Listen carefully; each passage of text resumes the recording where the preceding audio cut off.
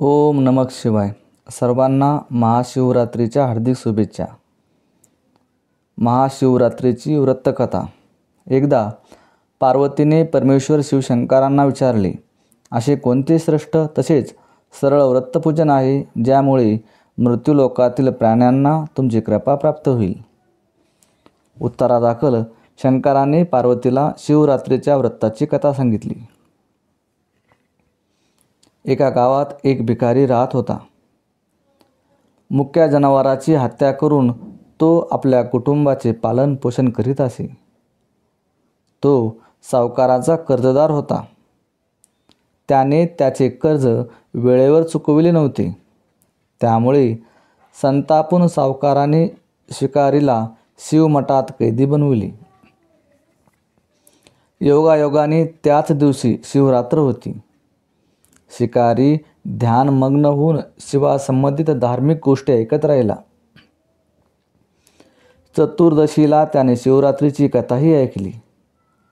सायंकाळी सावकाराने त्याला जवळ बोलावून कर्ज फेडण्याविषयी विचारले. शिकारी दुसऱ्या दिवशी सर्व कर्ज फेडेन असे वचन देऊन कैद्यातून सुटला. आपल्या दिनचर्येप्रमाणे तो जंगलात शिकाऱ्यासाठी गेला.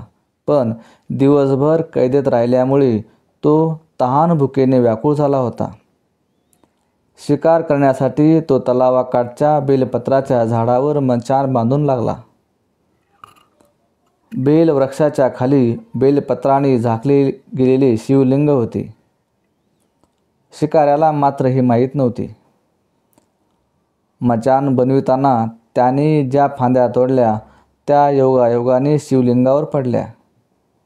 या प्रकारे दिवसभर उपाशी असलेल्या शिकाऱ्याचे व्रतही झाले आणि त्याच्या करवी शिवलिंगावर बेलपत्रही वाहिले गेले. एका प्रहरानंतर एक गर्भिणी हरिणी तलावावर पाणी पिण्यासाठी पोहोचली. शिकाऱ्याने आपल्या धनुष्याने तिच्यावर नेम साधलाच होता तितक्यात ती हरिण बोलली, मी गर्भिणी आहे. तू एकाच वेळी 2 जीवांची हत्या करशील हे योग्य नाही. मी आपल्या पिलाला जन्म देऊन लवकरच तुझ्यासमोर येईल, तेव्हा तू मला मार. शिकाऱ्याने धनुष्य बाजूला ठेवले आणि हरिणी झाडाआड लुप्त झाली. काही वेळाने दुसरी हरिणी तिथून निघाली. शिकाऱ्याच्या आनंदाला पारावार उरला नाही. त्याने तिच्यावर नेम साधला. हे बघून त्या हरणीने त्याला सांगितले की, हे पारधी, मी एक कामातुर विरहिणी आहे. आपल्या प्रियेच्या शोधात भटकत आहे.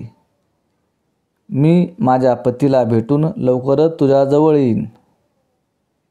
शिकारीने तिलाही जाऊ दिले.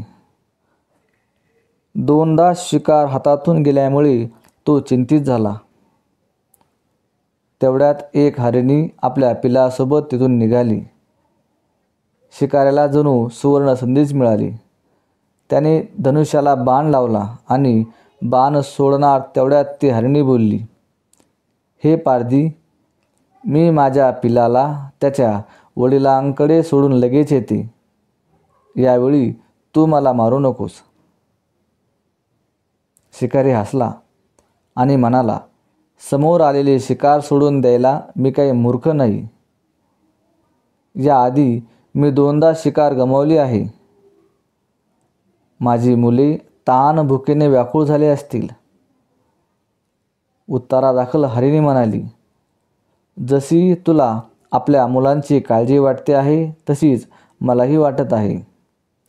त्यामुळे मी फक्त काही काळ तुझ्याकडून जीवदान मागत आहे. माझ्यावर विश्वास ठेव, मी लगेच परत येईल. हरिणीचा तो व्याकुळ स्वर ऐकून शिकाऱ्याला तिची दया आली. त्याने तिलाही जाऊ दिले. शिकार न मिळाल्यामुळे तो बेलाच्या झाडावर बसून बेलपत्र तोडत खाली फेकत होता.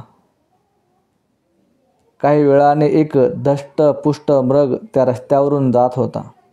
आता या मृगाची नक्कीच शिकार करावी असा विचार केला. पण त्याच्यावर नेम धरला असता मृग दिनवाण्या सुरात म्हणाला, हे पारधी, जर तू माझ्या आधी 3 हरिणींना मारले असेल तर मला मारण्यातही वेळ करू नकोस, म्हणजे त्यांच्या वियोगात मला एकही क्षणाचे दुःख सहन करावे लागणार नाही. मी त्यांचा पती आहे आणि जर तू त्यांना जीवदान दिले असेल तर मला काही क्षणासाठी जीवदान देण्याची कृपा कर. मी त्यांना भेटून तुझ्यासमोर हजर होईल. मृगाचे बोलणे ऐकून शिकाऱ्याच्या डोळ्यासमोरून संपूर्ण रात्रीचे घटनाचक्र आले. त्याने सर्व कथा मृगाला ऐकवली. तेव्हा मृगाने सांगितले, माझ्या 3ही पत्नी इथून वचनबद्ध होऊन गेल्या आहेत, मात्र त्या माझ्या मृत्यूनंतर आपल्या धर्माचे पालन करू शकणार नाहीत. त्यामुळे तू मला आता जाऊ दे. मी त्यांच्या समवेत तुझ्यासमोर हजर होतो. उपवास, रात्रीचे जागरण तसेच शिवलिंगावर बेलपत्र चढविल्यामुळे शिकारींच्या हिंसक हृदयाचे निर्मल हृदयात परिवर्तन झाले होते. धनुष्य त्याच्या हातातून निसटले. शिवाने त्याच्या हृदयात बदल घडवून आणला. त्याला आपल्या भूतकाळातील कर्माचा पश्चाताप झाला. थोड्याच वेळात मृग सपरिवार शिकाऱ्यासमोर आला. या प्राण्यामधील प्रेम पाहून शिकाऱ्याच्या डोळ्यातून अश्रू वाहायला लागले. शिकाऱ्याने त्यांना न मारता आपणही मुक्या प्राण्याची हिंसा न करण्याचे ठरविले. देवलोकातून समस्त देव ही घटना बघत होते. घटनेची परिणती झाल्याबरोबर देवी देवतांनी फुलांचा वर्षाव केला. तेव्हा शिकारी तसेच मृग परिवाराला मोक्षप्राप्ती मिळाली. रामकृष्ण हरी.